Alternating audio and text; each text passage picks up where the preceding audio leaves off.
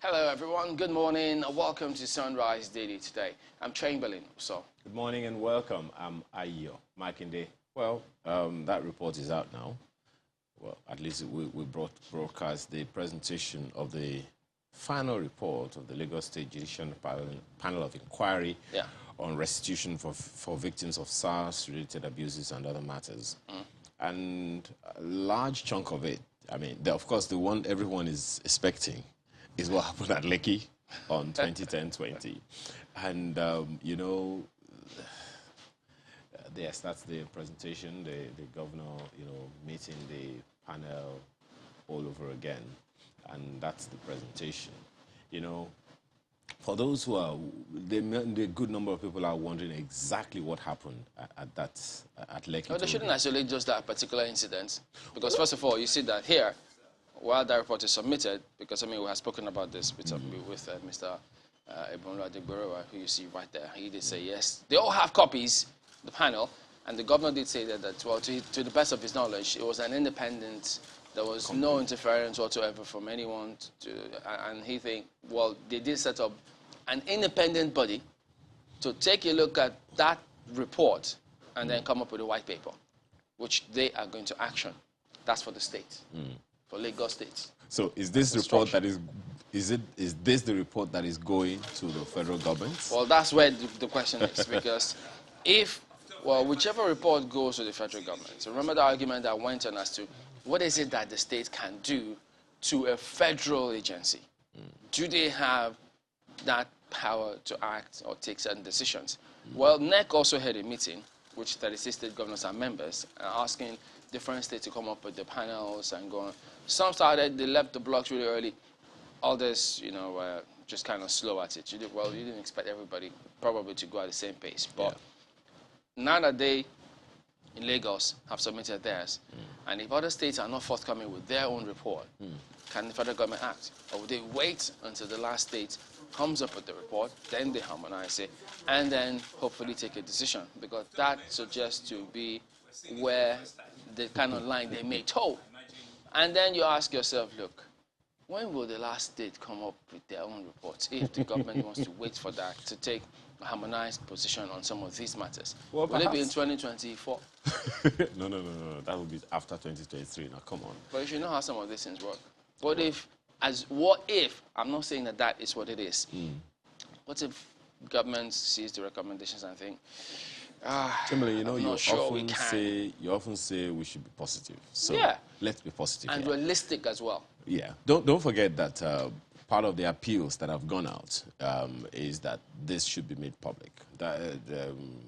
And said as much when we had a conversation with him on the anniversary of the NSAS protests in Lagos. Right. And after the report was submitted also, he made the same appeal in a separate statement asking that the state should make it public. What is expected really is that the federal government would do the needful. I mean, there are a number of states where these things really went, you know, awry.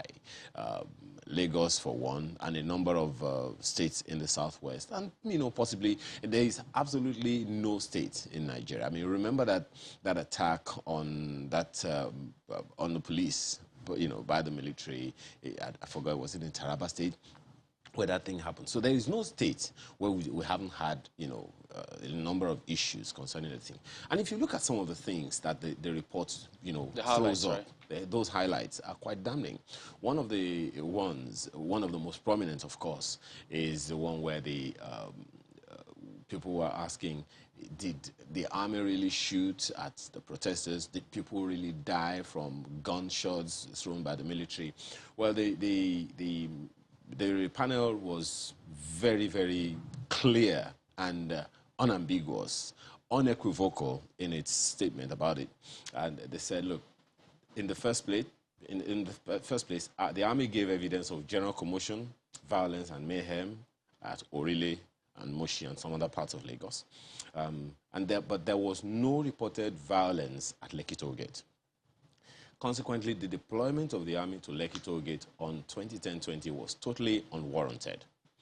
And they also said that the ineffectiveness of the police does not justify invitation of the army to the Lekki Toll Gate. Now, one particular quote that I found, two actually, that I find very, very interesting, and I hope that the military will also speak to, or the federal government would also speak to it, is that, and I quote, "At the Lekki toll gate, officers of the Nigerian army shot, injured, and killed unarmed, helpless, and defenseless protesters without provocation or justification while they were waving the Nigerian flag and singing the national anthem. And the manner of assault and killing could, in context, be described as a massacre." Remember that, conversation that has been going on around. Of course, the army was there to make presentations and all of that, but this is part of the report. The question is, what is going to happen to this? A number of people have been speaking. One of the things they know, that many people are looking for is, so this is the situation. What is going to be the retribution? What's going to happen from now? How is the federal government going to receive this? What action is going to be taken to ensure that this does not happen again? One of the damning things, my apologies, Chairman, one of the damning things that the report also threw up was that even the army did not observe its own rules of engagement. Case in point, when after shootings have stopped, there ought to be a medical, an ambulance to come and, take charge of some things, but there was no such. So there's a lot of questions that need to be answered in order for this not to happen, because we all know Nigerians have a right to protest by all international, national, and local laws. Well, yes, indeed. So it's a very interesting report. But of course, procedurally, lots of people will now wait and see what becomes of the white paper. What is the governor going to say? What is the state going to do about all of those things? So many questions, as the report has raised. So who gave the order for the army to arrive? Part of what many will also see focused on is, and then what was instruction that was given to the army when they got in there? Because if it says the ineffectiveness of the police did not warrant the invitation of the army, it means there was an invitation. So well, the report, you would need to go to the report. It's like, in terms like of you read what the news. Lots of people will highlight, and then how the white paper is going to go on with some of those items, and then the ultimate one at the federal level. Because remember, the impression some gave at the federal level is that there was no such thing. So when that happens? Well, that's why when you said we wait for what the federal government is going to do, I guess, it is there now. So the report, an official report from a panel, independent panel set up by the Lagos State government that was not in any way influenced nor interrogated by the state government that formed it, means that indeed there was a clear intention to do. But if I might add as well, much as there's a lot of the focus on, if anybody loses his or her life, that is huge. It's bad enough. Even if it is one person, it is very important, because sometimes it turns out that when these kind of things happen or people die, we seem to gloss over some of those things. Because, well, I don't know how people can explain that away. A life is a life, and it shouldn't be seen as anything less. We don't give life, so we shouldn't have the right to take it just like that, with reckless abandon. And those who do should be made to face the law. But of equal importance is the structure of our policing in this country. There's a deep problem. You took the word right out of my mouth. Don't forget, what was the fulcrum of this whole furore? Police brutality, police reforms. That's it.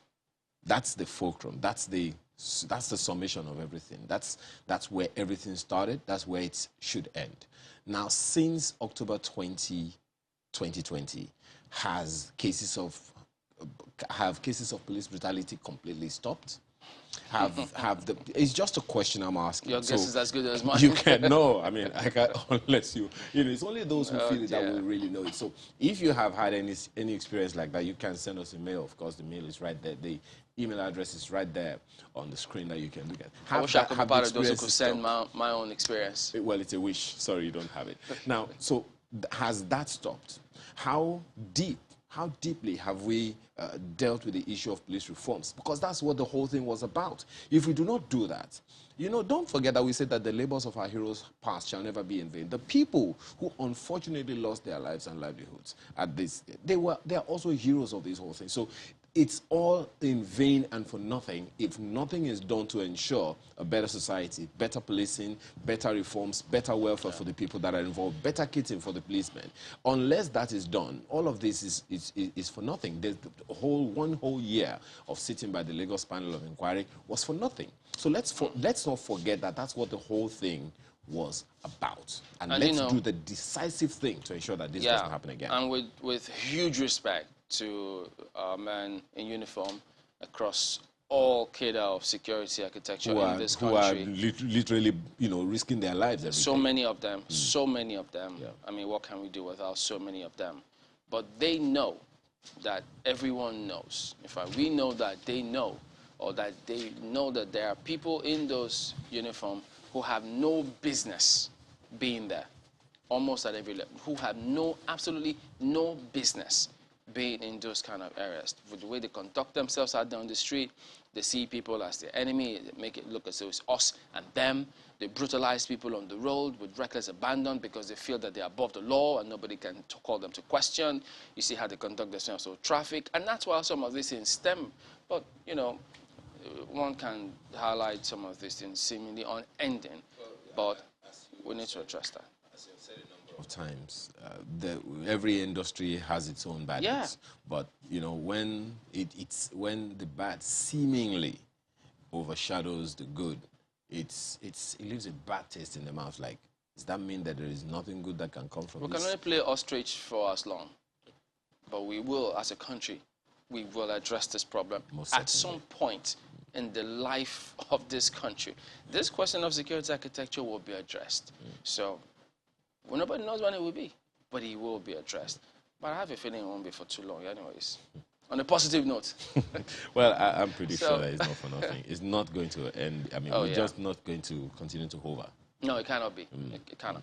Well, we'll just go ahead and take you right into some of the dailies and see what they highlight. Let's start with Nigerian Tribune, for instance. Well, they follow up on that same matter, or some of the images which you saw right there on the front page of the Tribune, talking about the NSAS matter. NSAS panel establishes killings in Lekki.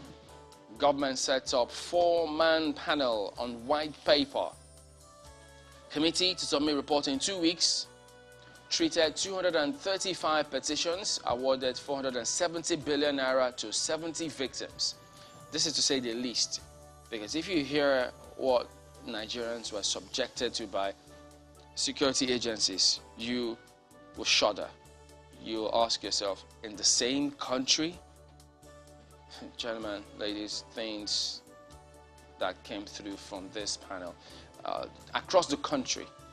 And that's why we say it shouldn't just end as a panel's report, because we may come back to it. ASUU threatens fresh strike. Gives FG 21 days to implement agreement, still expecting 22.127 billion naira earned allowance. Set up committee to investigate issues surrounding appointment of Pantami as professor. So, some of the big ones on the front page there. And then journalist death. Family says, please, IRT SWAT's response confusing. Sister says, part of deceased body packed in mortuary burnt. So there's a lot more that's inspired there. So perhaps that's why the family is saying, wait a minute, this is really confusing as to what happened. And these are some of the things you see, and it raises more questions than answers as to operations of security agencies, which can make or mar or dampen people's psychological makeup and trust, the trust quotient, which you always talk about. Well, that's Tribune today, but yeah, I've been writing on the back page about the same NSAS matter. You might want to read that if you will. Well, flip to the Vanguard newspaper, and it's on the same issue, NSAS.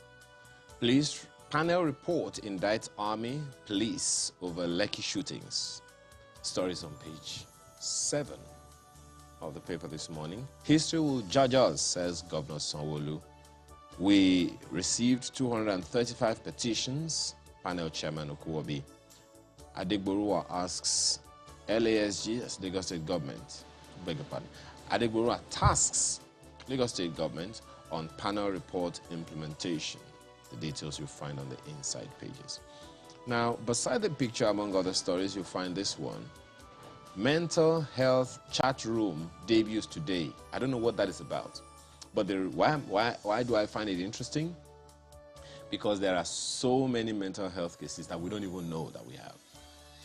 If someone, once anyone begins to think about depression, you're already seriously, you have a serious mental health issue on your hands and you didn't even know. But the thing about this is that it doesn't just come at you in the open like that. It's like a thief in the night. Exactly. It seeps in. You're most times unaware. Operative word, seeps. Yeah. Operative word. It doesn't barge in. You won't even know it's there. So that's why it'll be good. I don't know if there is a quiz for mental health, so that anyone could assess himself to check whether or not. Because I realized anxiety, worrying, is a kind of mental health issue. And we put a lot of pressure on ourselves and on people in this part of the world. Exactly. About some of these things. Yeah. And it's all about money most of the time. Oh, well, the Vanguard newspaper has on its back page Nigeria versus Côte d'Ivoire. Oh. It's kickoff, beg your pardon, it's total war, says Raw. Kickoff, 5 p.m. In Igalo, I trust, says Raw. Mr. Raw, we have very interesting players. Agreed. Who are coming up. He needs to trust. Yes, agreed. In those lads as well. Messi on your team. I say as well. Messi. When you have Messi on your team, in any football team, when you have Messi. We have a Messi in Super Eagles? On your team. Come on, you want to have Ronaldo now in Super Eagles? Someone to pinch me, please. As I was saying. So that's that. Mr. and Mrs. Chamberlain, you'll find this interesting. Two guys talking. One of them says, "You mean your wife agrees with everything you say or suggest without fuss?" You have a serious problem on your hand, my friend. Oh dear. Take a look at The Guardian next. It may just bust your bubble. Inflation decelerates, defies market reality. Figures contradict global trend. Worse days ahead. Farmers warn. This is farmers now. So, address insecurity to save situation. FG advised. The thought is not. It's plain. It's something very glaring that everybody can see. Figures doctored to achieve predetermined objective. I don't know. That word decelerates. You see, it's in a kind of a parenthesis or something. What does that mean? Decelerate. Every time we say that inflation figures. These are figures from NBS. Remember. When? And have you noticed, ladies? Sorry to jump in, and that lots of commentary coming through now about NBS's data. And now, if they're saying figures doctored to achieve predetermined objective, can we afford? Because you don't want to give people the impression that we politicize data. That will be the beginning of the end. Don't forget. What are you going to plan with? We always talk about this trust quotient. Once anyone who has anything to do with government, it's a very serious paradox, Chamberlain. Anything that has to do with Chamberlain, there is a natural default distrust. So for us to add this serious end government, to right? it, Yeah.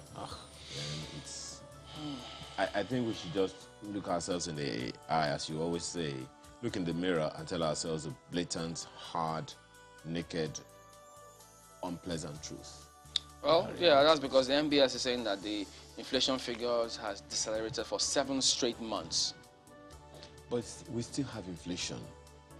It's just decelerating. It's like you're running at, say, 120 kilometers per hour, and then you decelerate to, say, 100 or, say, 90. You're still speeding. You're still moving. Well, I hope that the right things are done. And then you also see it's difficult to be impartial, objective, without autonomy, CJN tells Buhari. So this leaves so many room for interpretation. Now that's the So CJN talking. That's the Chief Justice of the Federation, the Chairman of the Supreme Court, right? And the Chairman of the NJC talking. Okay, so it's part of the conversation we had with the Chairman's Fiddle of NBA yesterday. That's the Guardian. Well, the Nigerian News Direct is also interested in the inflation figures. Amid high food prices, inflation drops to 15.99%. That's what you have. Government's figures are imaginary, says a Hindero. Government incentives yielding dividends, Professor Segun Ajibola. FG should improve foreign local trades efficient fiscal policy perspective, says a former DG of LCCI. And food prices remain high as FG moves to reduce prices. Really, I don't understand that yet. How they move to reduce prices? Yeah. Could that be food prices? I'm wondering how that is going to be. I think the prices that people are really looking to be reduced are the import charges, the duties, import duties, the various government agencies and organizations that have to interface with people who import raw materials we need to produce. Most of the things, unfortunately, including cardboards, Chamberlain, most of the things that we produce with in our country, they are imported. But the charges on them, those are the things that we have been told by What hope does that give us then in performance? Are we going to be on the receiving end of AFTA?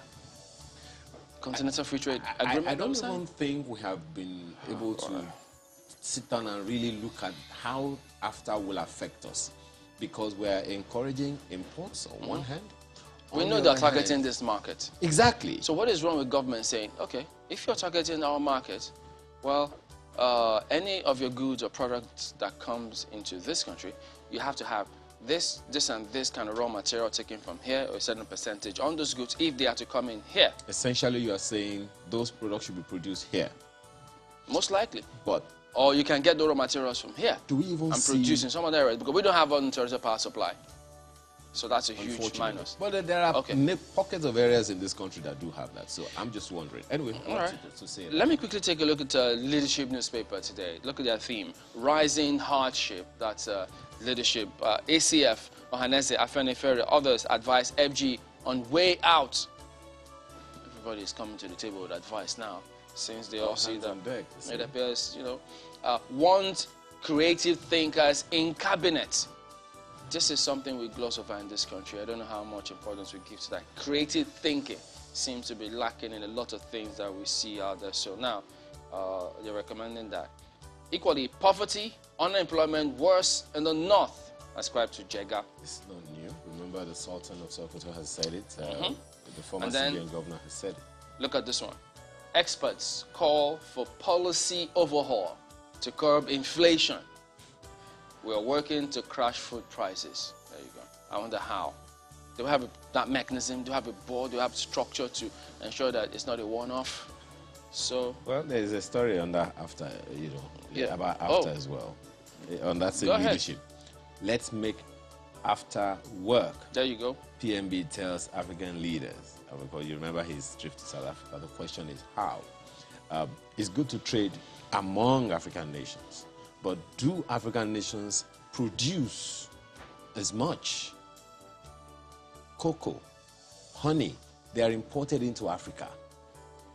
And these things are produced here in this country in large quantities. A good thing AFDB is doing something about some of these things. So it's good for state governments to commit to it, really and truly. Some of us really can't wait to see all those things come to play. Daily Independent, dip in oil output may worsen economy. That's what the Daily Independent has on its front page this morning. And the writer, analysts say drop may eat into fabric of earnings in Forex. Under the picture you see there, herders kill 1,773 persons in 3 years. That's not good news, but that's also what you have right there on the front page of the Daily Independent newspaper. Yeah, so there you go. That is a look at some of the dailies here this morning, but we will be back in a moment. Don't go away.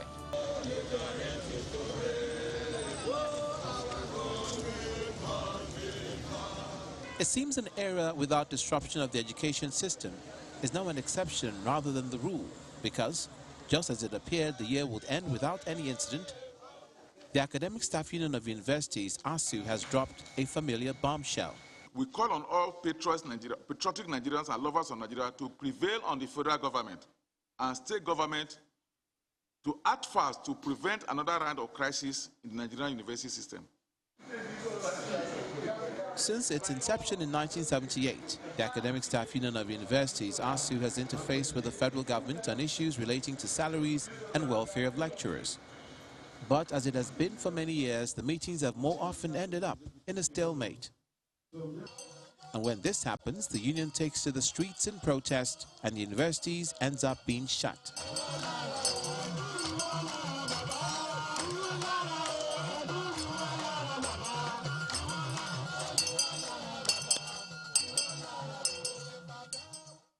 It is tantamount to saying that the federal government is not interested in human capital development. Yet they expect us to be happy on the job when we cannot pay our utility bills, hospital bills, or school fees of our children. Those at the receiving end are students who face several agonizing months of idleness at home.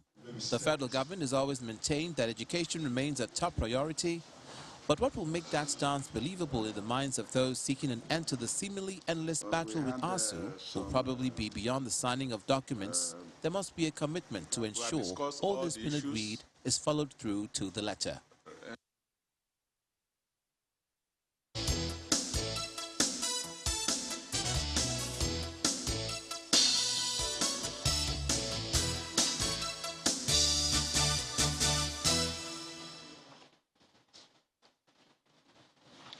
Welcome back. Well, yes, indeed, as you've seen there, that is the matter on the front burner today. Who knows for how long, actually, but we're hoping that it's not as protracted. To shed some light on some of these matters, we've got Dele Ashiru, who is the chairman of Academic Staff Union of Universities, UNILAG chapter, here with us in the studios. Good morning. Thank you for coming on today. Good morning. Thank you for this invitation. Wow, it's almost as though sometimes you wonder how long, several questions about this, but this was not what people were expecting to hear. They thought that by now we should have gone really far in that relationship between governments, ASUU, and ensure that things go right. But here again now, ASUU is given another notice of strike because of some challenge or the other. So perhaps you should just take us through some of this now. What has gone wrong this time? Well, thank you very much. We are doing this so that things don't go wrong. You will recall that for the better part of last year, our union was at daggers drawn with the federal government over an agreement that we signed since 2009. By that same agreement, we are supposed to review the agreement every 3 years.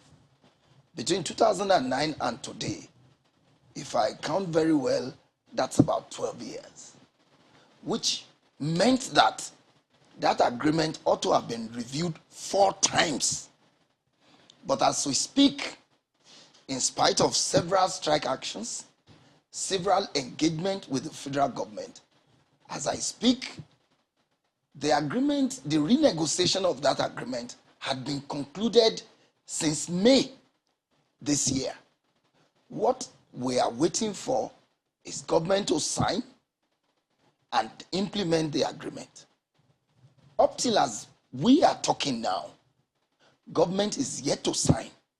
Even when we met government, the labor minister, on the 14th of October, he promised to do certain things, which up till now hasn't been done. What are those things? Thank you very much.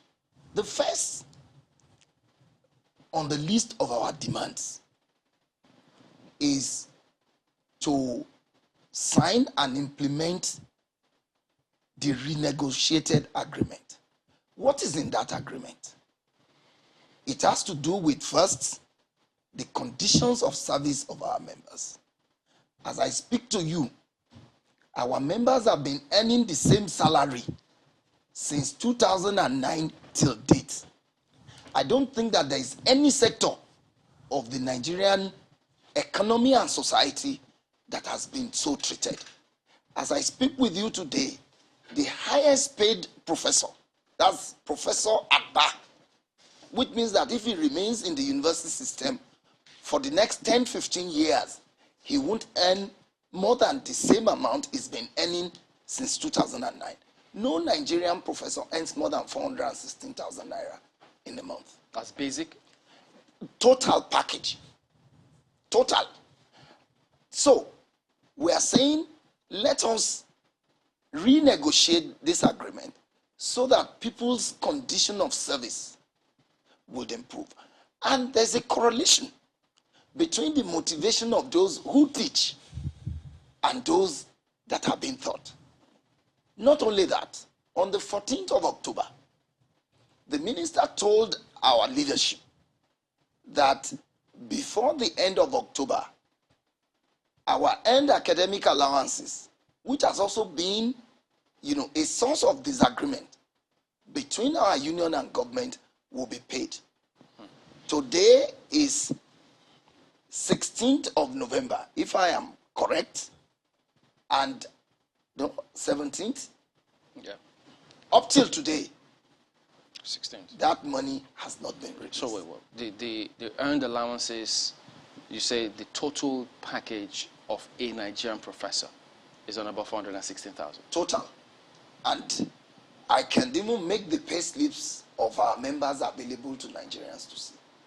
And for you to be a professor, you must have the highest qualification, which is a PhD.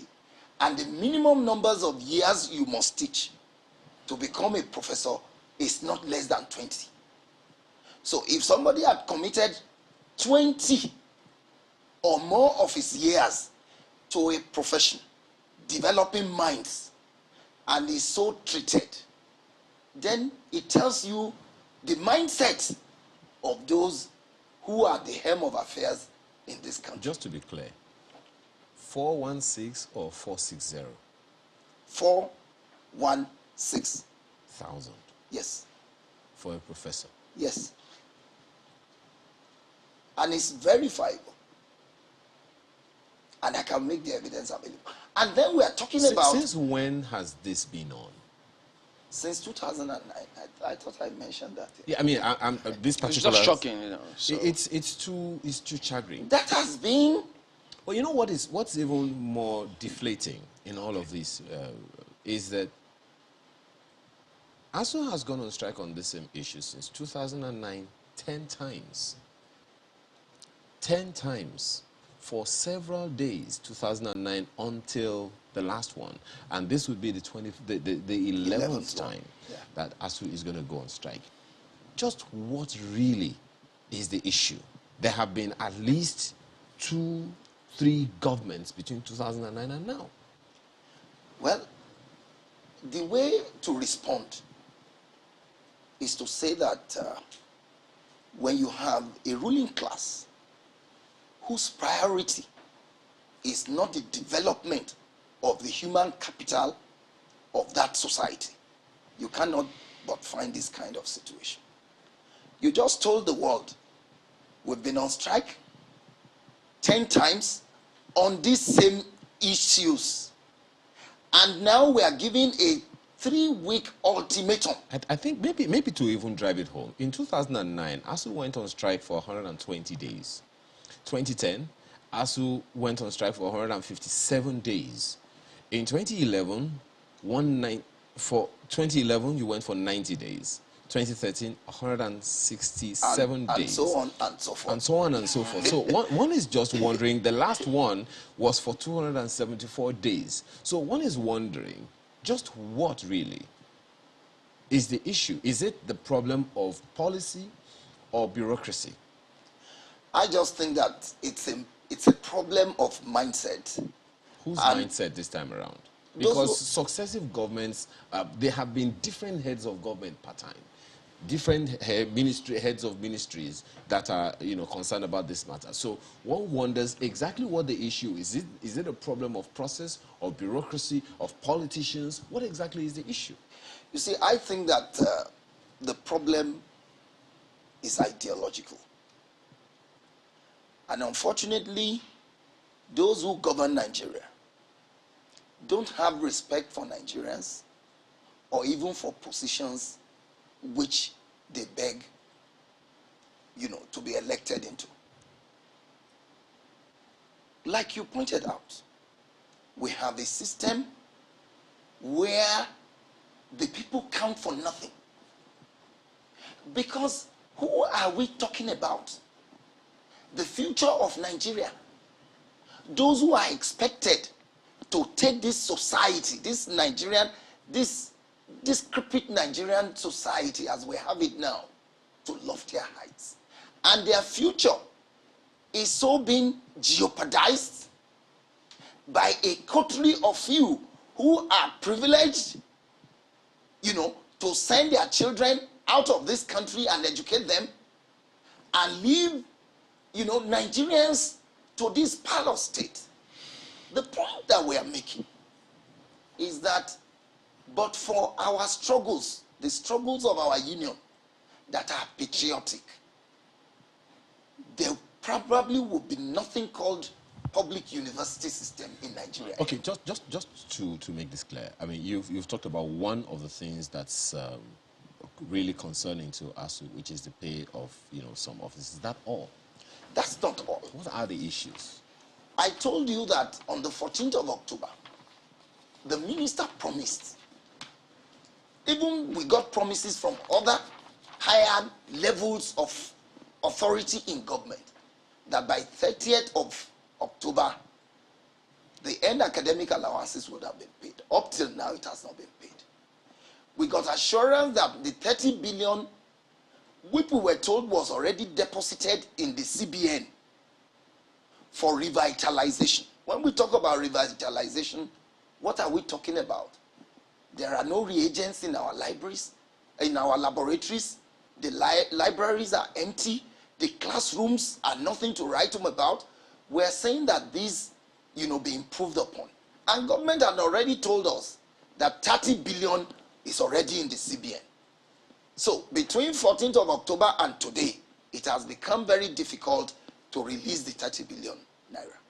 Not only that, you recall that we were forcefully enrolled on the Integrated Personnel Payroll System, which they call IPPIs.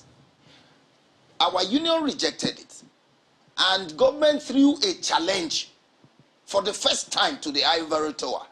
You are rejecting IPPIS, and you said you have alternative. Let us have your alternative.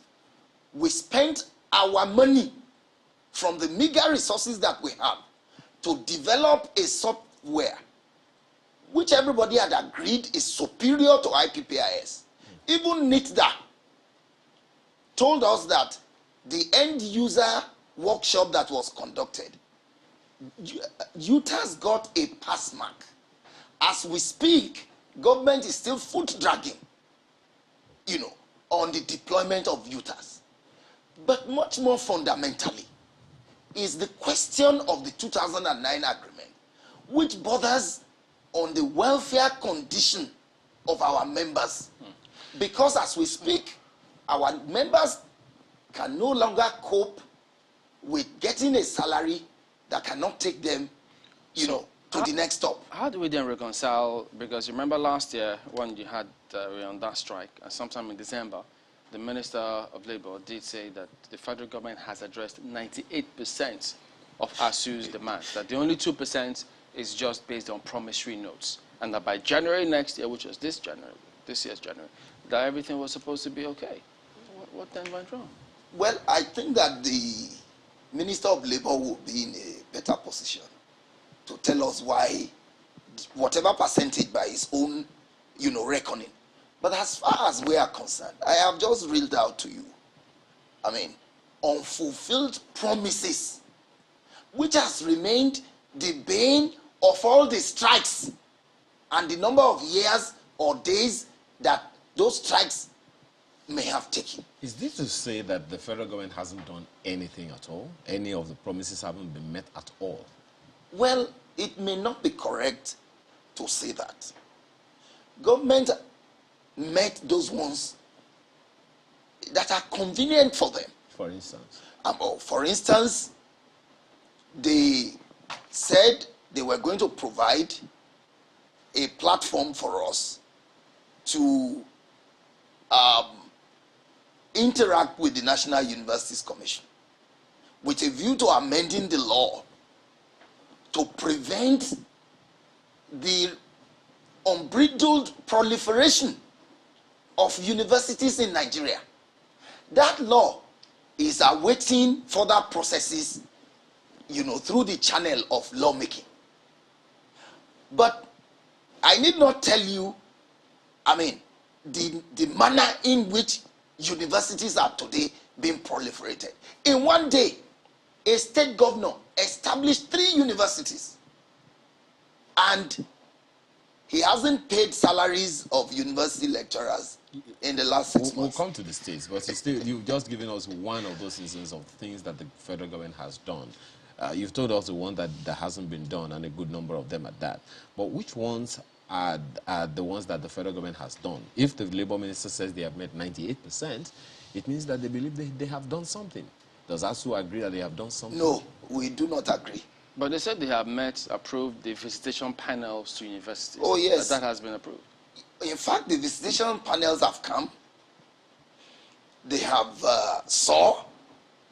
Even in their reports, some of these agitations are contained in the visitation panel report. We are awaiting government white paper on those reports. So they have made those that are convenient for government. But we are saying that meet those that are necessary to create industrial harmony within the university system. But they equally also said that there's the revival of that renegotiation committee for the 2009 ASUU FGO agreement, which was by the Ministry of Education and with Professor Munzali as chairman. Yes, replacing. You recall I told you that that committee was set up. Mm-hmm. That committee had since finished its job, May, and submitted the document to government. What is left is for government to sign, to say, we accept what the job we sent our committee member up till now, since May. This so is if November. They sign, what will that address? It will address the condition, the question of salary, the question of our allowances, the question of how we teach and do research in our universities. Will it also affect the kind of products that come out of the university? Certainly. Don't forget that just recently the Minister of Labour, the same Minister of Labour you talked about the other time, said a lot of Nigerian youths are unemployable. So, and they are from this university. So why should the federal government invest in ASUU if you're not producing employable youths? Thank you, but let me say that government is not investing in ASUU. Government should invest in education, in the lives of these same youths. And for goodness sake, it is not correct to say that Nigerian youths are not employable. If there are a few exceptions, yes. Only recently we were told that Saudi Arabia was recruiting Nigerian doctors here in Nigeria. If they were not employable, would Saudi Arabia come here to recruit them? Okay. I don't think that any of us here went to a university outside Nigeria. Aren't you doing well on your job? Government should sit down and do what is required. And what is being done in some other societies to make their societies better. It is not true that Nigerian graduates are unemployable. Well, you have to tell us a little more about that, but Maupe, my colleague in Abuja, has some questions for you. Maupe, good morning. Good morning, gentlemen, and it's good to see you, Dr. Ashiru. It's very worrisome for a number of people, particularly, I'm sure, the students in the universities who will be very concerned, their parents perhaps as well, who will be, you know, will I say saddened at this development, the fact that ASUU is about to embark on another strike action. I do not know, when we put in context, and you know, ASUU is supposed to be a union of intellectuals. When we put in context the fact that, you know, ASUU has used this particular instrument over and over again, and it seems to be yielding very little results, but the impact on the university system, on the tertiary education system, is immeasurable in terms of how it's affecting the lives of the children. Do you think that it's time for ASUU to re-strategize on the method it uses to press home its own point? Well, thank you, Maoke, for that question. Let me first say that intellectuals are found in all sectors of the Nigerian society, even in the media, in the legal profession. Everywhere we have intellectuals. So intellectuals are not restricted to the ivory towers alone.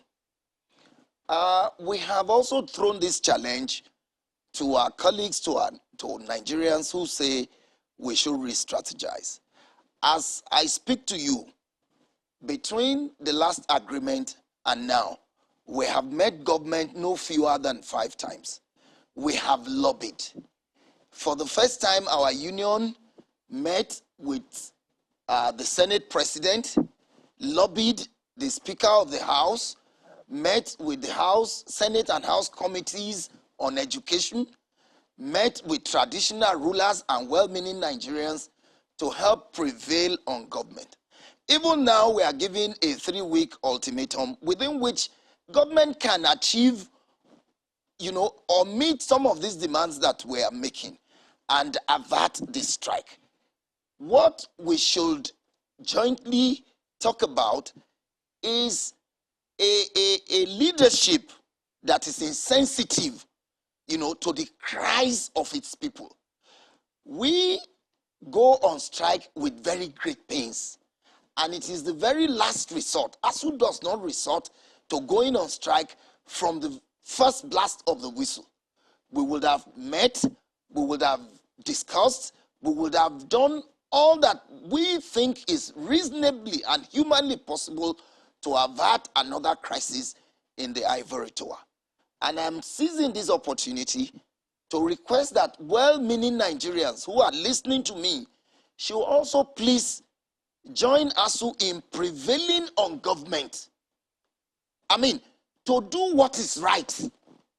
It is not morally right for you to sign an agreement more than 12 years ago and refuse to implement it. And it is also not morally right to blame victims for the sins of the oppressor. What seems to be going on in Nigeria is that academics, university teachers are constantly blamed for what is obviously at the doorstep of government. Is it right for somebody to be earning the same salary for 12 years? Is it right for students to go to university without reagents in their laboratories? Is it right for them to go to school without books in the library? Is it right for those who work within the university system not to be motivated? These are questions that beg for answer. And if you just oppose that with what goes on in government and in other circles, people get colossal amount of money for doing practically nothing. So, I want to appeal to all of us, including the intellectuals outside the ivory tower, to please help prevail on government to avert this looming crisis in the Nigerian university system once again.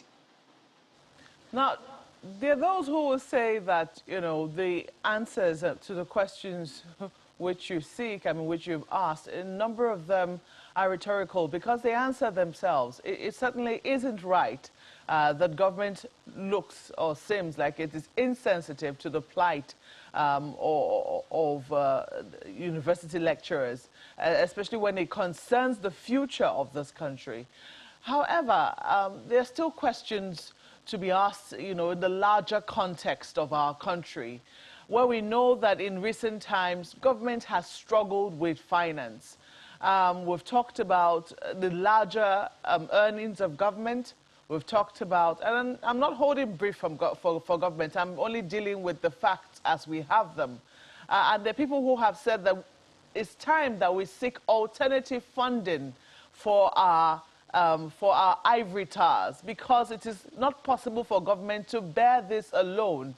Do you think that will ASUU be willing to have that larger conversation in terms of seeking alternative funding? Because when we look at all the other sectors as well, we have seen doctors go on strike, and over again, we saw what happened the last time with young doctors, you know, resident doctors, asking for what is rightfully theirs. But it would seem that much as government really wants to, and I'm not in government shoes, but that's what it looks like in terms of what they earn and what they need to spend. It looks like they really cannot bear the burden. Will ASUU be willing to have a conversation on alternative ways of funding our tertiary system, which is in dire need of funding? Thank you very much.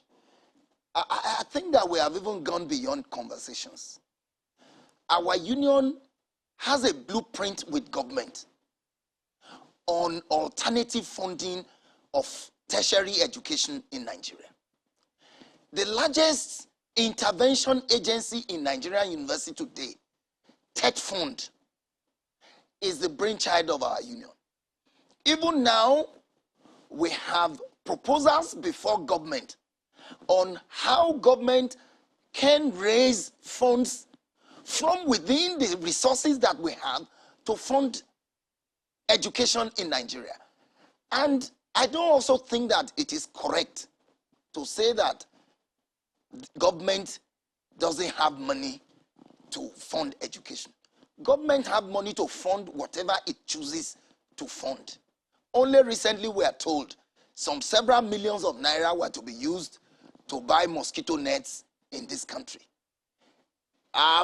If you look at pay packages of some government, arms of government, particularly the National Assembly, you find out that government can fund what it chooses to fund.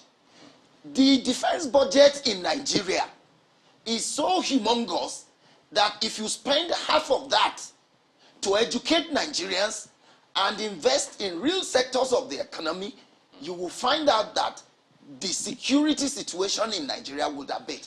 You know, so we should not join in the government's lame argument that they don't have money. Government is borrowing to fund its ostentatious lifestyles. So why can't they?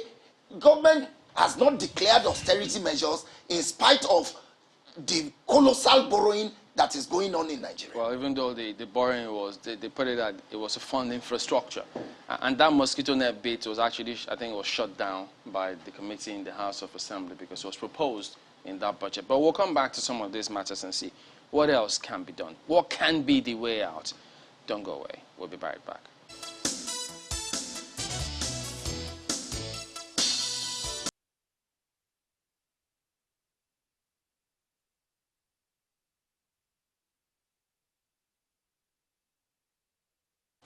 Well, we apologize for that glitch there, but we still have with us Dr. Dele Ashiru, who is the ASUU chairman of the University of Lagos.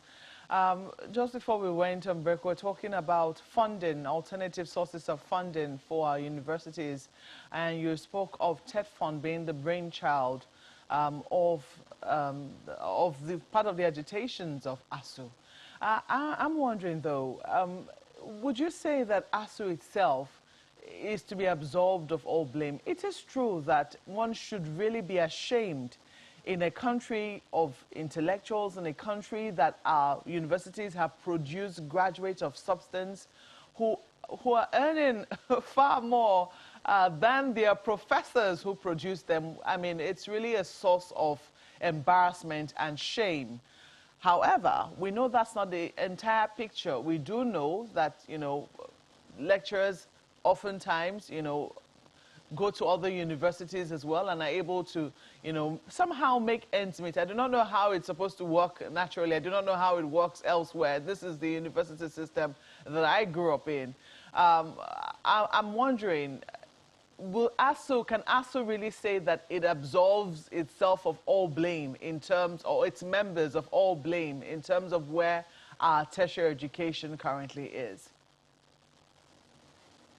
I think that if we go the way of apportioning blames, it will undermine the fundamentals of the argument.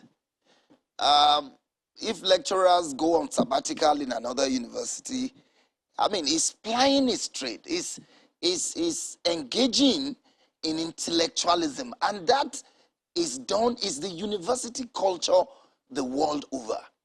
Bear in mind that it is the same miserable pay that he gets in his primary university that he gets wherever he goes. What we are saying is, if we want our universities to be globally competitive, if we want our universities to rank amongst the best, you know, in the world, in Africa, which, I mean, we have attained at some point, we should just face the issues squarely.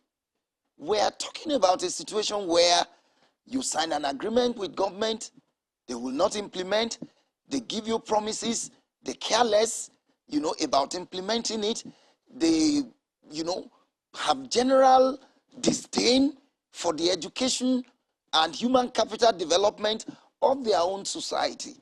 We can then not reduce such fundamental issues to whether lecturers go on sabbatical or a few of them engage in practices that may, you know, be untoward, as the case may be. So I think that we should refocus the argument.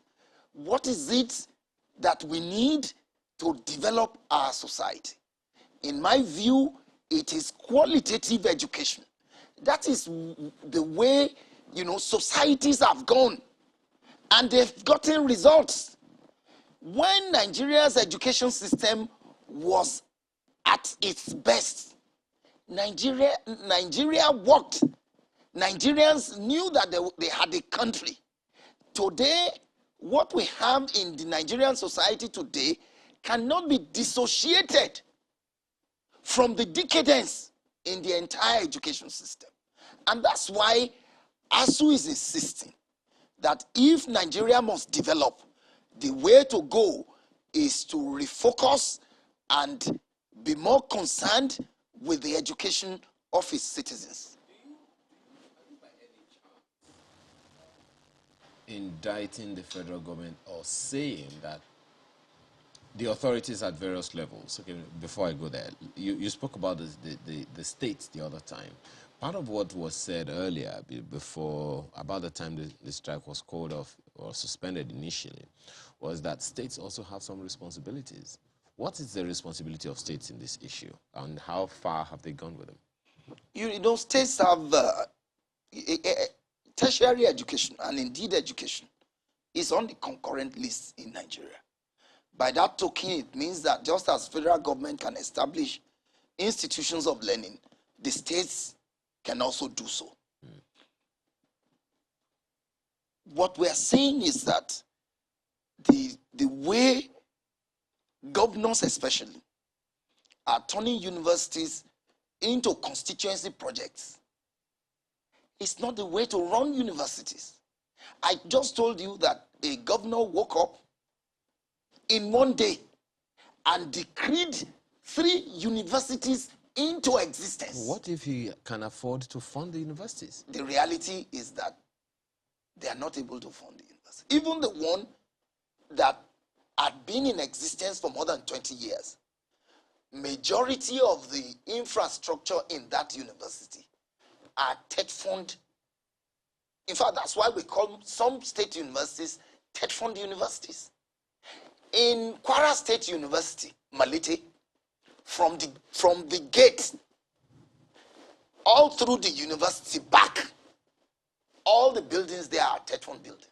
Not one by the state government that established the university. As I speak with you, that university borrows money every month to pay salaries. So, how do you run a university like that? But Dr. Shiru, I mean, that salary bit, I don't know, it just refuses to get off my head. But just a simple search. I mean, we see different publications and articles that say the salary of a professor falls between 4,580,000 to 6 million yearly. And this salary applies to state and federal government institutions. So this, you're saying this is not the case? Divide that by 12. Well, clearly. Divide 4 million, because So that's the per annum. Between. So that, Divide 6 million by 12. But if this is the scenario, right, and then you look at the private institutions, They are not faring any better. but they earn better than public. You mean the lecturers or the professors in private institutions? No. How much do No. they earn? It is the same salary scale, in spite of the money they are collecting. And that even defeats the argument about private investment or private takeover of universities. Is this in any way saying, Dr. Ashiru, that the government at various levels are being indicted? We're saying essentially that government doesn't want the people to develop. Is that what you're saying?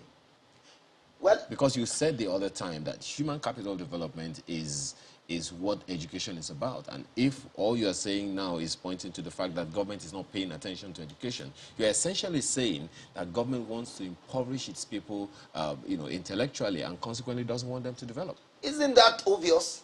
Oh, you want me to just say it? I'm saying so. And I'm saying that government must change its attitude to the education of its citizens. Education is a public good. Dr. Shiru. Yes, sir. There is a national education policy. Isn't that helpful? Which is implemented in breach. Make reference to any section of the national education policy and tell me which of government policies tallies with it. Because it's all part of the insensitivity at the highest level of from what you say, my apologies, Chairman. From what you know about the national education policy, from the nursery to the tertiary institution, what are the objectives? Well, the objective is to birth an egalitarian society, provide education for citizens from, primary to tertiary level, etc. To what end? To achieve national development. What is national development? National development. Because I'm asking that advisedly. Because for all intents and purposes, everyone knows when you talk about India, tertiary education in India, there is a general idea of what's in your head. There's a general idea of what's in your head about Dubai. There's a general idea of what's in your head about Saudi Arabia. There's a general idea of what's in your head in Germany. If you want certain kinds of education, you go to certain countries for specific reasons. So that's why I'm asking, to what end what's the objective of the national education policy of Nigeria? The policy says to educate for development. Development, in my view, means that the citizens are well informed. Poverty level is reduced. Unemployment is reduced to the barest minimum. Inequality is also reduced. If you take it on this 3 score, you find that the scorecard for Nigeria is nil. South Africa is helping to train Nigerian citizens up to PhD level, free. Many PhD holders in University of Lagos and in many universities in Nigeria will travel to South Africa on the bills of the South African government to train PhDs for Nigeria. And Nigeria, some 20 years back, was on the frontline state, fighting to free South Africa. the people who are in charge of policies and laws and regulations in Nigeria should sit up. Okay. You know, you know, sometimes you look at all of these matters, and because education is very important, we cannot afford to toy with it. But then when it comes across as though government really isn't doing anything or not demonstrating enough intent to show that they don't come across as though they just don't want to do anything or to frustrate the system. But if you look at some of the actions which they say they've done, for instance, when the government says, well, you know, we've approved a 100% payment system, which is not 100% IPs in demand, in request, or conceding to ASUU's demands. And then they equally say, well, they've been able to process the payment of 70 billion naira, comprising 40 billion for earned academic allowance, 30 billion for revitalization of universities. And so, what about all of those actions? Where do we place those actions if you confirm that that is the case? 30 billion is still in the central bank. How does that impact on the education sector? If you promise money, these are promissory notes. You give promise, you say you are going to pay something. Since when? January. We suspended our strike in December, 23rd December last year. Up till now, the 30 billion is still cooling off in the central bank. The end academic allowances, 22.1, for which some people are even carrying placards, are still in the pocket of government. So as it is today, it appears as though we're doing the same things and expecting different results. What would you suggest be done to approach this now? You see, the only suggestion that I think is visible now is for government to become more alive to its responsibilities and prioritizing education, funding education as it is done in societies that are making progress. Then sit down, make up your mind to implement an agreement you freely signed. If, for example, the 2009 agreement, already renegotiated but yet to be signed, is implemented today, you find out that most of these issues will fizzle out. Well, so everything depends on the willingness of those who lead us. There is the angle of willingness, and then there is the angle of implementation. It's one thing to will, it's another thing to do altogether. Since January this year, ASUU has been raising issues about the slow pace of work, slow pace of doing some of those things, early breach of agreements according to ASUU and all of that, up until this moment. It will seem like ASUU was progressive about that up until the moment we are in now. So in terms of moving forward, just as my colleague has asked, what is it that needs to be done to avert a strike in less than 3 weeks? Thank you very much. The first is to sign the renegotiated agreement and commence the process of implementation. 2, we were told that 30 billion revitalization fund is already in the CBN. Whoever is going to approve its release. Throughout last week, vice chancellors were, or 2 weeks ago, vice chancellors were called to Abuja, all of them defending this same revitalization fund, where they will spend it and all that. That can be done within 24 hours. The 22.1 billion end academic allowances, which they say is already in the CBN, approve that it be released. Then the law, which we're working on with NUC, follow it through the processes. UTAS, which will show how money is flowing. You know, personnel emolument and other funds in the university. Government is complaining about corruption in the university system. ASUU had developed a software to make accountability in the universities more transparent. Why didn't they do it all this while? It takes so much money to develop a software. Even this one is at ASUU's cost. And up till now, it's not been deployed. Now, if I give you... Who's supposed to deploy it? Isn't it ASUU themselves? No. The Senate of the... Is government... For state universities too. State government, it's federal university, transparency and accountability solution. NUC will mount it. NUC is the regulatory agency for all universities, whether private, government, federal, or whatever. Now, but relevant agencies of government must give approval for its deployment. Now, somebody is offering you a software pro bono, which you, by your own admission, would improve workings in the system, produced by ASUU in Nigeria. And up till now, government is still finding excuses not to deploy UTAS. So, who is encouraging corruption in the system? Well, government will do well to respond to some of these issues that have been raised by ASUU, as it were, such that the public gets a lot of clarity on the government's position and what exactly is being done to stave off this threat of another strike, which, I mean, we can tell when it starts. Nobody knows how some of these things will end, but we all hope that you get back to the table and address some of these matters. Thank you very much indeed for coming on. Dr. Odele Ashu is the chairman of ASUU UNILAG chapter. We will be back in a moment.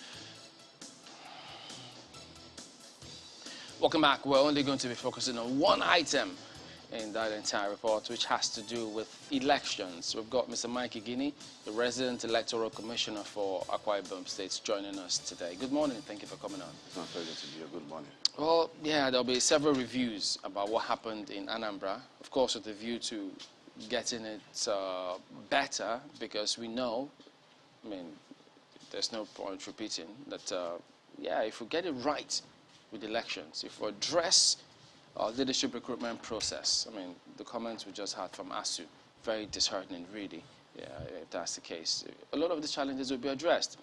Well, you did see how Anambra turned out, but there were lots of knocks, some kudos to INEC, because there was huge expectation as to how that election was going to go, but we saw hitches about deployment of technology.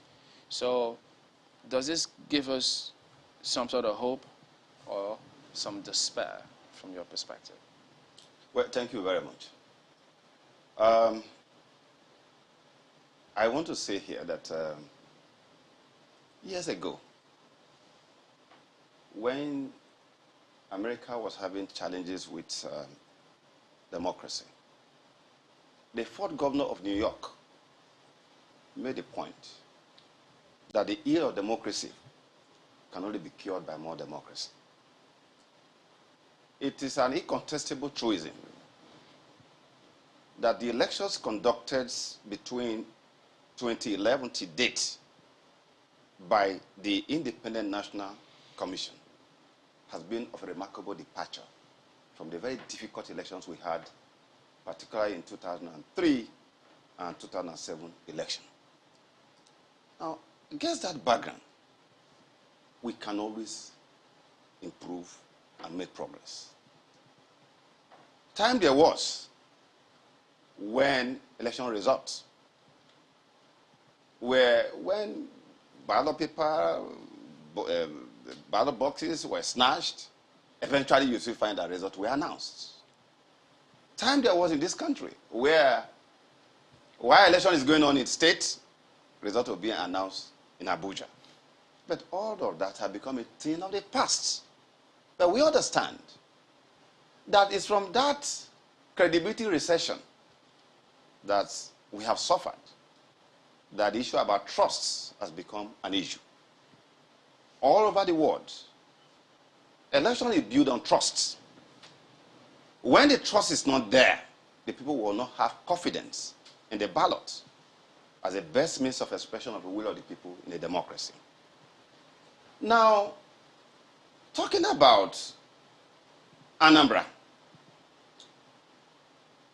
in fact, who in Nigeria would have believed that against the background of the apocalyptic projections about whether an election will hold in Anambra at all, that INEC could conduct election in Anambra?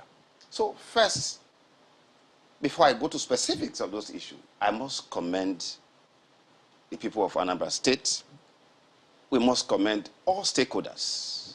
Just a second before you continue. Yeah. Did INEC even believe that elections were going to hold in Anambra? Because I remember about 2 or 3 months before then, INEC was saying, with all this noise, election is not going to hold. So what changed? Great. You will recall, and go and check your records, that the chairman of the commission, Professor Mamu Yakubu, repeatedly, over and again, that despite the attacks on our facility, destruction of valuable electoral assets, that election will hold. But INEC said, the same chairman said at some point that the elections may not hold because of the security challenges. That's the reason I'm asking. He didn't say election will not hold. May. He used the word may, Yes. all right? Yeah. By that, he was calling on other stakeholders, essentially the security agencies. And you remember that led to series of meetings that were held with security agencies because there's clearly the domain of security. And we had several meetings. Don't forget that while these attacks were going on, we're also recovering. We're building the system, all right, to ensure that the election will hold. Because if that election did not hold, it would have sent a wrong signal to the entire world that on account of level of insecurity in our country, it has got to a level where we can no longer hold an election. And that's why we must commend the security agencies for standing in to ensure that we're able to conduct, particularly the people of Anambra State and all other stakeholders, traditional rulers, and everybody for making it work, including the media, because even though that's their job, you that's were always there. Yeah, of course, it's their job. And so we're able to conduct that election. Now, very quickly on the issue about challenges. First, all over the world, we don't have perfect elections. But nobody should hide under that not to do the good job. INEC conducted the election under extraordinary conditions that nobody ever thought it would happen. And we delivered. Now, to conduct the election, yes, we delivered. But we saw that the deployment of the equipment, it was very difficult. The voting was delayed for hours. Those are the issues. They had to continue. Those are the issues I want to speak about quickly. Now, on election day, you know, we have to, first and foremost, no parent in Nigeria will allow his son or daughter who is serving today ordinarily to go to a place that is so insecure. But we thank the leadership of the NYC, the Brigadier General Shuabu Ibrahim, who mobilized the youth corpus, very many of them, for the purpose of this election. Now, on election day, despite that level of mobilization of staff, of adult personnel, you know, people were still scared. A number of people didn't show up. Just as we also have seen that with respect to vehicular movement, even transport vehicle owners that have been engaged have been paid 50% on the eve of election. In the morning, some of them didn't show up. I mean, you also saw the kind of thing that happened in Akwa Ibom where over 16 vehicles were burnt. And having regard to the preceding situation in Anambra, I mean, understandably, people didn't show up. That was what led to some of those issues. Now, with respect to the technology, that didn't affect, that wasn't what happened to technology. The deployment of technology will continue to be on the front burner. As a challenge? Not as a challenge, because many people didn't recognize the fact that what happened in Anambra, irrespective of the unintended glitches that you observe, perhaps on account of the fact that, for instance, in a number of polling units, where people who had been trained previously could not show up, we have to do a retraining for other people immediately, those who were available. We have to reduce, the commission have to reduce the number that ordinarily will be in one polling unit, you know, so that we can take to other areas. Those who are supposed to do what we call, you know, auxiliary job, were now also trained to ensure that they were able to. So a number of them were not very familiar with that the bimodal system. I hear that, Mr. Igini, but yes. INEC usually tells us when we ask them these questions, because we harp on the entire conduct, politicians, we give them a lot of knocks where necessary, and we expect that the list of our problems or challenges will be INEC. And now, they always say that, look, when you ask questions about what happens to this if this doesn't work, say we have backup. Our ICT people, they are on ground. They will make sure these things happen. And then on that particular day, the whole thing just goes all right. No, Chamberlain, you see, when the dust of all this have eventually settled, as we have come to see, and I give you a few statistics here, to show that despite the challenges you are talking about, and I've just told you, it has to do with ad hoc personnel. They didn't show up on the day of election. And once that happens, you should expect that the kind of thing we witness will definitely happen. Don't forget that in a same clime, like they had... Wait, when you say ad hoc staff, sorry, just wanted to get clarification before you move on. Because you spoke about ad hoc staff being and I'm talking about the NYC. They didn't show up. A number of them didn't show up. A number of them didn't show up on that day. They were scared. And you all know the situation in Anambra State. That was the only problem. Because if you remember on the 11th of September, in Delta State, the beavers was used, and it was 97% success recorded. All right?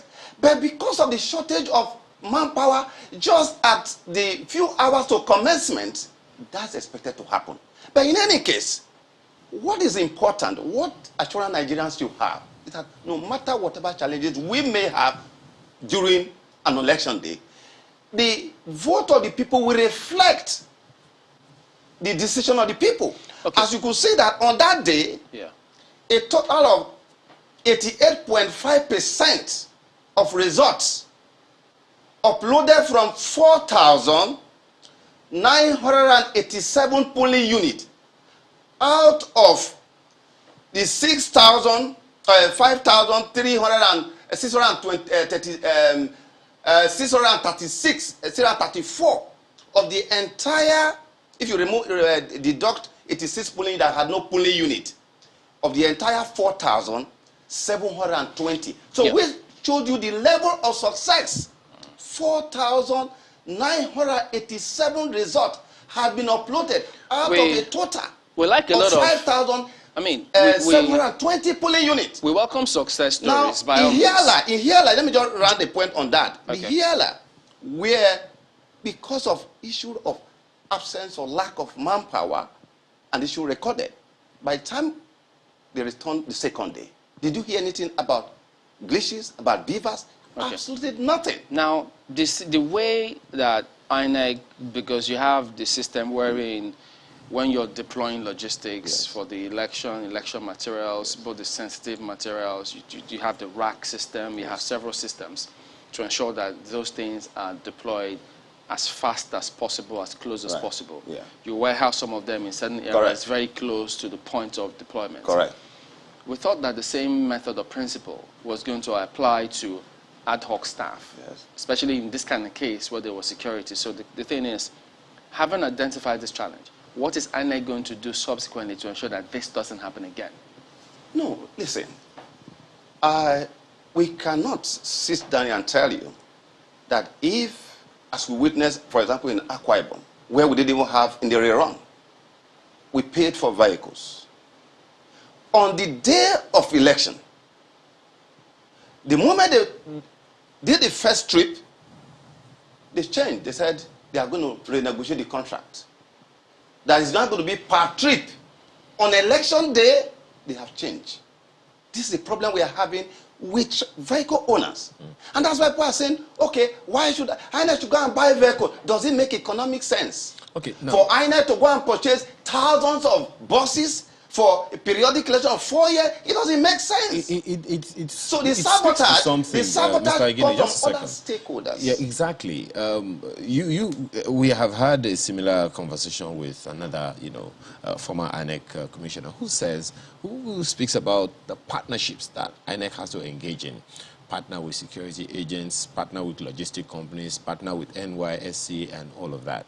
It was seen then that maybe the partnerships need a complete renegotiation, because in the partnership with the with the, the security agencies, we still had the kind of build-up to the election that saw to many people being afraid to come out to vote, that saw to some of the challenges that you had with NYSC. So perhaps if in the build-up to the election, the security agencies, INEC had this conversation with the security agencies pre-election, perhaps that could have helped, in some way. So that partnership with security agencies, maybe there is a need to renegotiate, not just on election day, but pre-election day. The partnerships also with the logistic companies, the transport organizations. This is not the first time we're hearing, delay in supply of materials. At the end of the day, no one knows these corporate organizations. People only know INEC. INEC did not deliver equipment materials on time. Yeah. So that conversation also needs to be had. Then what kind of partnership also is being asked, being agreed with the NYSC to ensure that the kind of situation we had on our hands, we don't have them again. It's all about these partnerships, and you've spoken to them, but it would seem like the partnerships have some form of K-leg. No. You see, the Anambra situation cannot be used to judge future situations. Most certainly, because that is just one state. Yes. When we have, just a second, if we're going to have a general election, the situation, the problem is going to be much bigger. Are you assuming that we are going to have insecurity in all states? Because the problem with Anambra is essentially because of the security situation. Many people always opine. Many people always opine, Mr. Igini, that in the build-up to every election we have had, every election we have had, it's usually like this. Is there a way to stave the No, but Anambra's situation is an unusual one. Because before this election, there have been killings going on in Anambra State. There have been killings. In fact, like I said, who would have thought that election could be conducted in that state? And that's why I commend, even those who didn't come, we don't really have to blame them because of an unusual situation. It is our hope that going forward, as we are going for 2023, that the key issue that would define a peaceful pre-election period, such as issue about party primaries, the choice of candidates, that we're able to deal with the current conversation that is ongoing, because the nature of what happened before election and how candidate emerge from political party will define whether there will be violence leading to that election. Because in any election where the candidates emerge peacefully from their processes and all that, it will define the kind of atmosphere you will see before that election. So Anambra is an unusual situation, and that was what we contended with. But what is most important is that INEC deliver on its mandate of ensuring that the vote must reflect as expressed by the people. That is the most important thing. But other issues that follow what has happened here, of course, they are going to be taken on board looking forward. With respect to transporters, that issue has been a recurring one. It has not only Anambra. Previously, that has been, and it has been a major challenge. But we can tell you that with deployment of technology, so many things are going to change. As I speak to you, there are a whole number of solutions that have been developed in INEC. For logistics? Absolutely. To deal with, look, let me tell you, I just give you an example of what happened even in Zimbabwe. In Zimbabwe, on election day, if you go to the polling unit, by 4 a.m., you are going to see the poll official. What do they do there? Poll officials are kept using a tent in the polling stations 5 days before the election. Trainings are done in those polling stations. So if you come there by 2 a.m., 3 a.m. on the day of election, you meet everybody there. I'm assuming that's not what we're now, because of the problem we have in Nigeria here. INEC does that in AC. About security. All right? INEC does that. Now, very soon, all this paperwork that you are saying, some of these documents you call sensitive material and all that, we are going to desensitize them very soon. Because I give you an example. If in this studio, you have just only 100 voters, and you know that INEC, unlike political parties, who will give the registered voter, publish it for everybody, that by Saturday, the register will not be more than 100.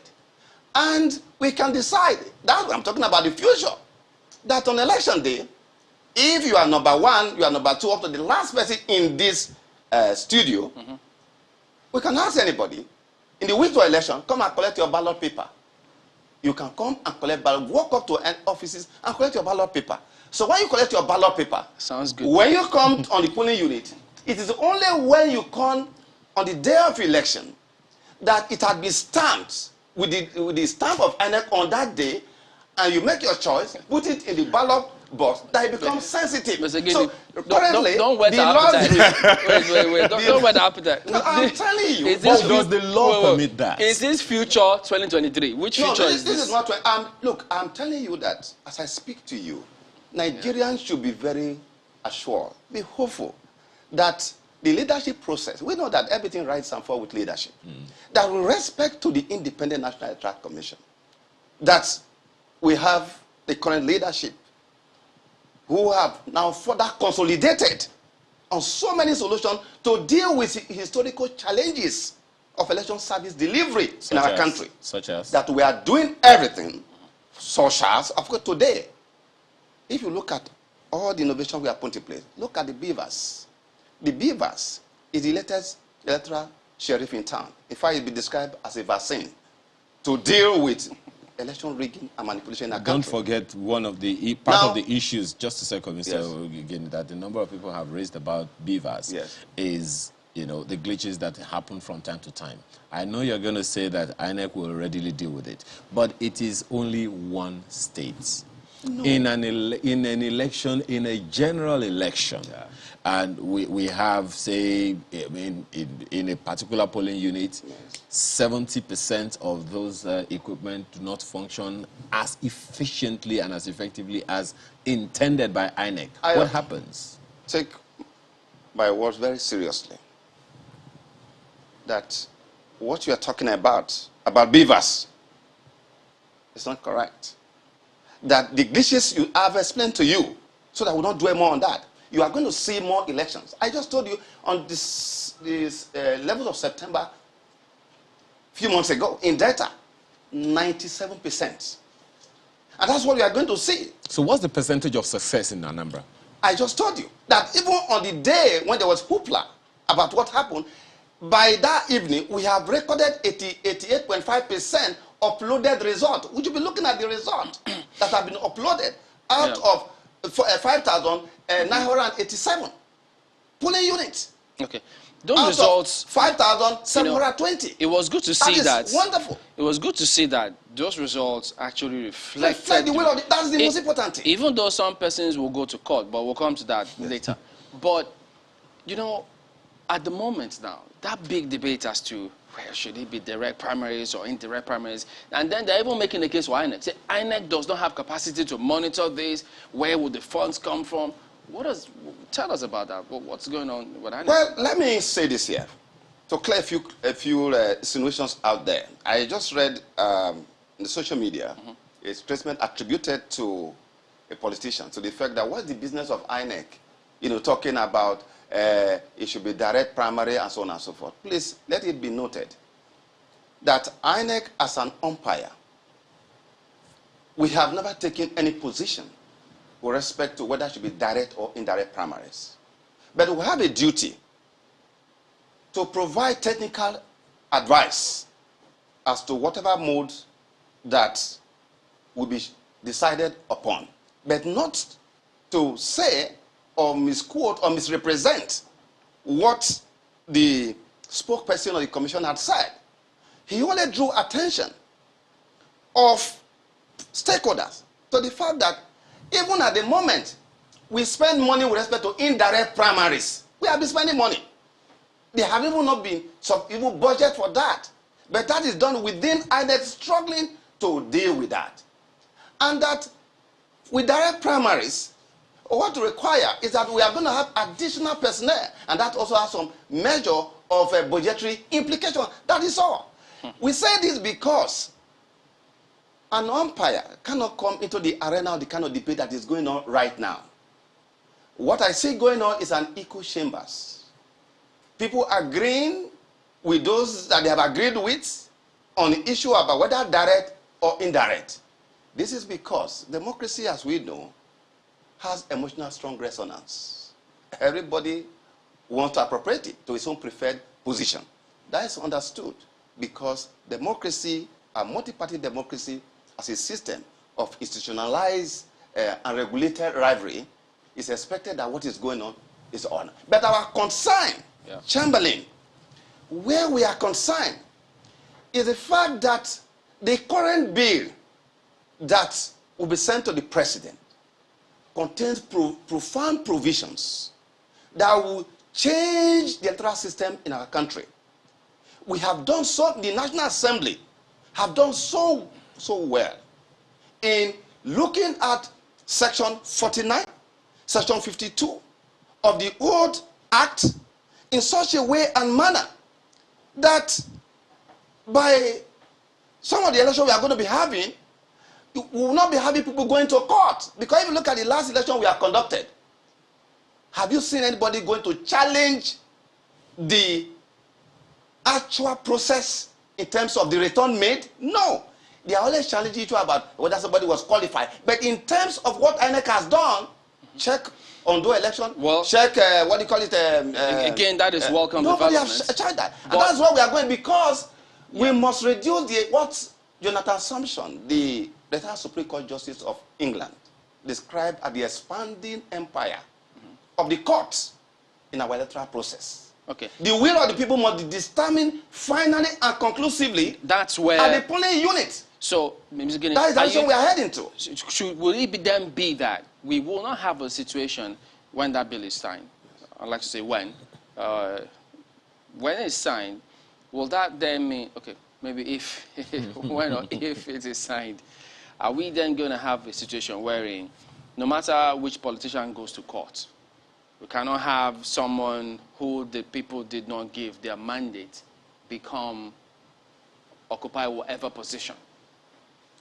What is the likelihood of that playing out?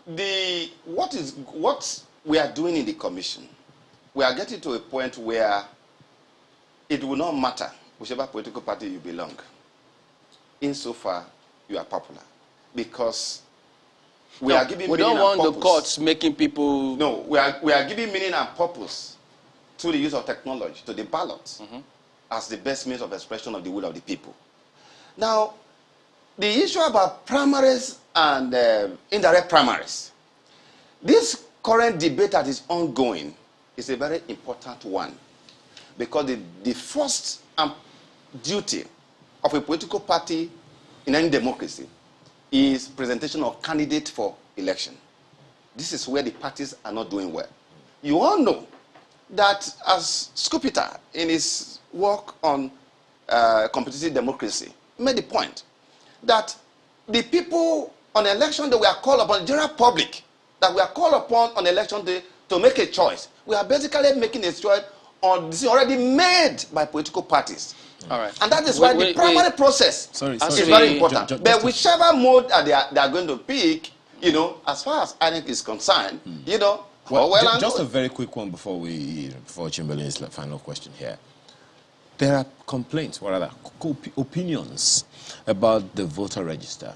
That there is a need to clean up the voter register. There are vote for INEC and for the political parties. But okay, more important for INEC. Okay. Because I mean, there are those who may have passed, those who have gotten into the 18-year-olds, those who have exited the country and all of that. What's the process about that? Very, very quickly, because we don't have very quickly. At the moment, INEC had a solution to deal with that. Remember, in Anambra, the cleanup brought out over 62,000 people. Because the CBR that's ongoing now, and I must tell Nigerians, don't go and do double registration. It's not necessary. You are only wasting public resources that we are going to deploy in doing that cleanup. But more importantly, Chamberlain, with the emergence of our beavers, is that it does not matter anymore whatever you have on the register. Because today, it is those who will come on that day that, with our beavers, that will determine an election. In which case, we can produce a new register after election on that day. So it doesn't really matter. Because today, as a country, It's a shame. For decades, we have no data, population data. Is it bet? Is it dead? We don't have any. So it doesn't really matter. And that's why we are warning politicians that the idea that you are going to sex up the register is immaterial. You are wasting public resources. Anambra is a good example. And speaking the cleanup we did gave over 62,000. Just one more thing. One more thing before we go. Speaking about resources. Yes. That headline that people saw credited to Chairman of INEC, that even what 100 billion or thereabout either will not be sufficient or will be required, got a lot of people, really wondering what's going on here. With the deployment of technology, should we expect that the cost of conducting elections in this country should drop drastically? Absolutely. In fact, on the contrary, the innovations that has been put in place under his watch at the moment is actually reducing the cost. Because, for example, Section 60 of the Electoral Act talk about tender ballot. What is a tender ballot? A tender ballot is a ballot that you issue to a voter, a prospective voter, on whose name has been someone has voted. We produce millions of tender ballot paper. But with the emergence of beavers, it's no longer necessary. Okay. That is huge millions that have been saved for the country. And now the whole costs of our election that we must reduce, because we don't have resources in this country, we must reduce it, is the fact that we are paying for cost of criminality. In Ghana, in other West African countries, you don't have to be paying Central Bank of Nigeria to secure ballot paper, enjoying air conditioner in the Central Bank. In Ghana, in Zimbabwe, in other countries, on the day of election, you don't require security. We have to pay security, to escort ordinary paper, because a politician, no matter how boastful he is about the fact that he is on ground, if you left him in a room, he will help himself with a ballot paper. That is the cost that we are paying. All right. The cost of corruption of political class of the country. And that is why we must not be in autarky of how it has been done elsewhere. All right, it's good to deal with people who undermine the sanctity and the legitimacy of our electoral process, so that we must begin to have confidence in it, so that even investors can look at the outcome of our election. All right, Mr. Igini, we need to end on a good note. Because it was difficult to deal with some of those figures that came through from ASUU about those salaries. It was really tough. But it's good to end on a positive note, and perhaps from gleaning from what you said now, could suggest that it's too late for National Assembly to be seeking to change some of these things or hamper or tie INEC's hand, because now they've said, go ahead, conduct the elections to the best of your capacity as much as you can. So you talked about the beavers and what we can do. So we hope that we can only do a lot better than where we are. So that is what we should expect. Thank you for coming on. Mr. Mike Igini is the resident electoral commissioner for Akwa Ibom State. Do we have some comments, some emails? Oh, most certainly, quite a lot actually. Olagunju dailies is the first here, improving Nigeria's electoral process. To express the integrity of our electoral process, we need to address the campaign finance laws, which play a huge role in ensuring free and fair elections. Also, those who act to destroy our electoral process should fall in the domestic terrorist category. Oh dear. Well, then he takes us to ASUU. Says, it is a truism that the federal government has not heavily invested in the ivory tower. It seems like a deliberate effort to allow the private universities to thrive. And it is also a truism that many of our lecturers are not in tune with 21st century educational tools, which has made the universities churning out many, in his words, unemployable youths. Well, Kenny Ogbeifon has this one. Says the gentleman, Dr. Deliasher, said a professor earns 416,000 naira in Nigeria. We Nigerians don't believe that. We demand a public display of any of the recent pay slips.